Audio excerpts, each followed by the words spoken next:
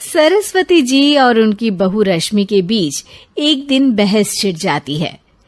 आखिर किसका काम ज्यादा आसान है, बहू का या सास का?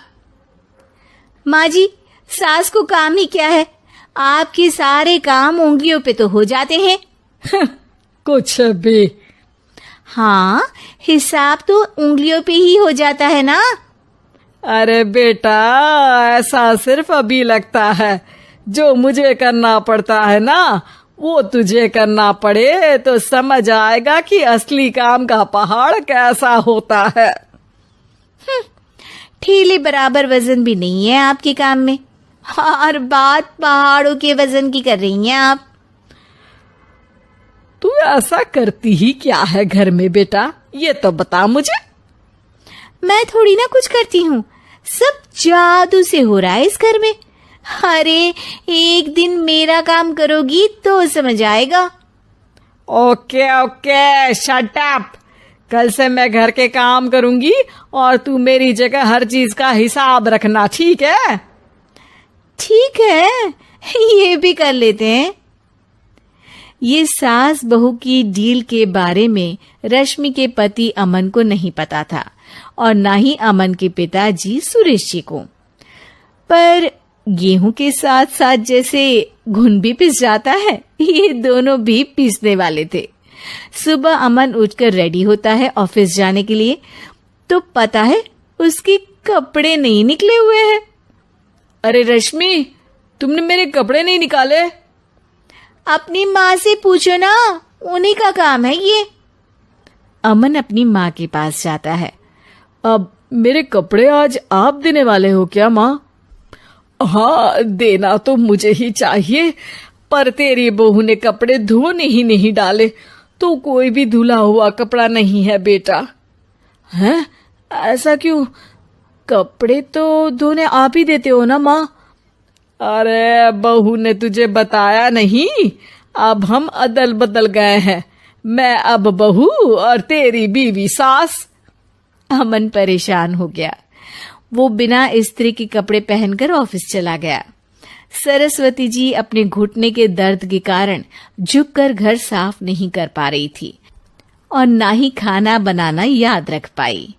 उधर रश्मि पहले ही दिन घर की चाबी घुमा चुकी थी और 300 रुपए का हिसाब अलग नहीं मिल रहा था। पर दोनों का ही घमंड कैलाश पर्वत से भी बड़ा था और दोनों ही खेमे एक दूसरे की बात मानने को बिल्कुल तैयार नहीं थे। शाम को जब सुरेश जी और अमन खाना खाने बैठते हैं तो सरस्वती जी उनके सामने गाजर और पपीते लाकर रख देती हैं। अरे माँ, ये क्या है? ख्याली पुलाव के साथ सलाद। माँ जी खाना बनाना भूल गई लगता है। अरे एक एक चमन्नी का हिसाब है मेरे पास, खाना बनाना कैसे भूल जाऊंगी? ये तो मैंने पढ़ा था कि फल फ्रूट खाने से सेहत अच्छी रहती है, इसीलिए ये ले, एक फल खा ले। रात को सुरेश जी और अमन अपनी मीटिंग बिठाते हैं अकेले में। बाबूजी, इनकी लड़ाई के कारण ना हमें ठीक से खाना मिल रहा है, उल्टा घर के सारे काम रुक गए हैं। हाँ बेटा, 2 भैंसों की लड़ाई में बेचारे खेत के पौधों का भी नुकसान हो रहा है। पर पापा, क्या बताऊं आपको, मैंने माँ को इस महीने की 2 तारीख को बिजली के बिल के पैसे दिए थे। आज बिल भरने के लिए मांगने गया तो पता चला कि रश्मि उन पैसों से गैस सिलेंडर ले आई। अच्छा, तो सिलेंडर के पैसों का क्या हुआ?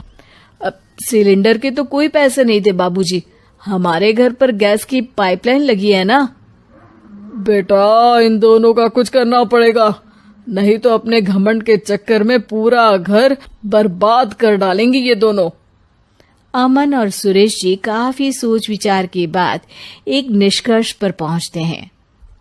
रात ही को दोनों अपनी पत्नियों की अलमारी से नई साड़ी निकालते हैं और सुबह जब रश्मि और सरस्वती जी उठते हैं तो देखते हैं कि दोनों पति साड़ी पहनकर चढ़ाव पर सब्जियां काट रहे हैं।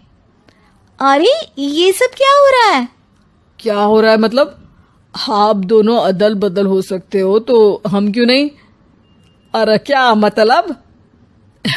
नहीं नहीं, मेरी भी बचपन से किसी की बहू बनने की इच्छा थी। तो आज से सरस्वती तुम बड़ी बहू, मैं मिडल बहू और अमन छोटी बहू। अरे लेकिन सब घर पर बैठ जाएंगे तो कमाएगा कौन?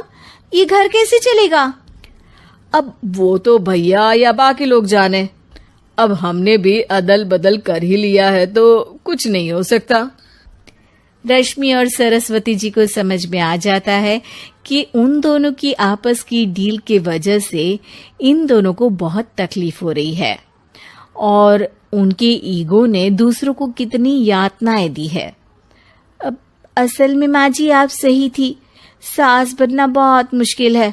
अरे हाँ बेटा, और तू भी, मुझसे तो नहीं हो पाया सब घर के काम, वापस बदल ले क्या?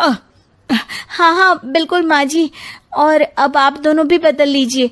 कोई आ गया तो आप दोनों को देखकर क्या सोचेगा? अच्छा है, आप दोनों के समझ में ये बात तो आई। मैं फटाक से कपड़े बदल लेता हूँ। अरे रुक जा बेटा, एक फोटो ले लेती हूँ तेरी।